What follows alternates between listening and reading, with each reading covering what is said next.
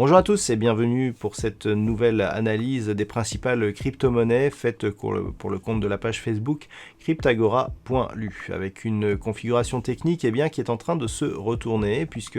on a eu du mal ici à franchir la zone de point haut des 61 550 $ pour un Bitcoin et on avait ici une zone de support ici proche des 50 000 $ pour un Bitcoin. Donc on oscillait ici entre ces zones avec une petite attaque haussière ici au milieu du mois d'avril au-delà de cette zone des 61 550 et puis les cours redescendaient ici avec cette zone de support des 50 000.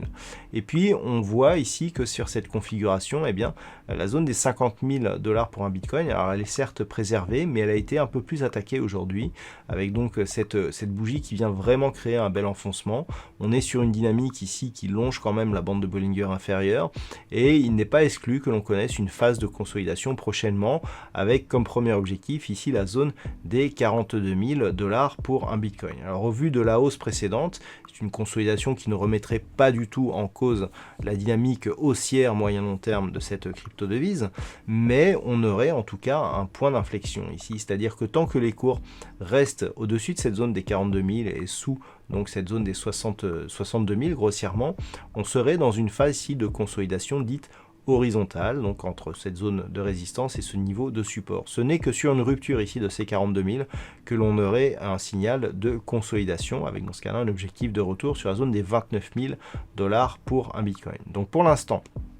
on neutralise la tendance, il n'y a pas encore de signal de retournement, on a une petite configuration ici en double top mais qui ne donne pas énormément de potentiel, donc risque de retour ici en direction des 42 000 $ pour un Bitcoin la semaine prochaine. Naturellement, toute rupture ici haussière des 61 550 invaliderait ce scénario neutre pour reprendre une dynamique haussière. Et puis sur l'Ethereum, ça se stabilise là aussi, puisque suite à la rupture ici des 1980 $ pour un Ethereum, on est venu chercher une nouvelle zone de résistance. Alors, les extensions de Fibonacci étaient assez intéressantes. On avait calculé ici que sur cette phase de consolidation, on avait une extension ici à 2494,31. Alors, on va retenir ce niveau puisque je vais effacer cette zone. Et on voit que c'est sur 2500, donc juste à ces niveaux de cotation, que l'on a trouvé ici une résistance, puisque lorsque l'on regarde, cette zone ici d'évolution, elle a été résistance pour ces deux bougies, et puis elle a été résistance ici sur la bougie d'hier. Donc on est ici dans une phase de poursuite de mouvement haussier. On peut considérer que tant que les cours évoluent ici entre 1980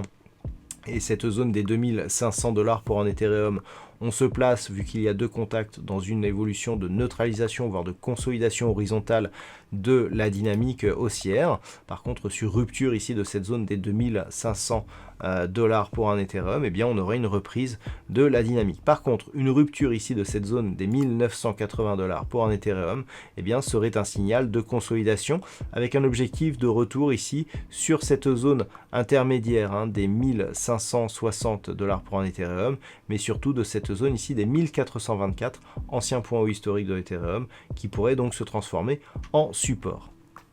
Voilà donc ce que l'on peut dire sur l'analyse de ces deux principales crypto-devises. Passez un bon week-end et on se retrouve dès la semaine prochaine pour une autre analyse crypto, toujours sur la page Facebook cryptagora.lu.